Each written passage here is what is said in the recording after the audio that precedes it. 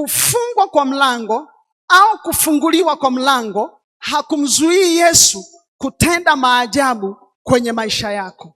Kufungiwa nje au kufungiwa ndani, maana yake hauoni breakthrough katika maisha yako, hauoni milango ikifunguka ya baraka kwenye maisha yako. Kuna namna ambavyo umefungiwa ndani, huoni mahali pa kutokea, huoni mwelekeo, hujui nini sasa nifanye. Ndipo wanafunzi walipokuwa walifika mahali wako ndani sawa, lakini hawaoni mwelekeo, kwa sababu wamekaa na Yesu miaka 3.5. Baada ya pale nini kinatokea? Baada ya pale wanaenda wapi? Baada ya pale nini kinafanyika? Kwenye mchanganyiko huo wa mawazo. Kumbuka ni watu ambao walikuwa na familia zao, walikuwa na kazi zao, sasa wameziacha, na walipoziacha wakaliamini neno la Yesu, wakamfuata Yesu, kwamba mnifuate, hautakuwa tena mvuvi wa samaki, utakuwa mvuvi wa watu. Kwa hiyo Petro alikuwa ameshachukua ndoano yake, akaifunga, akaificha, akatafuta vile vitu vyote alivyokuwa anavulia samaki, vyote hakuwa navyo tena,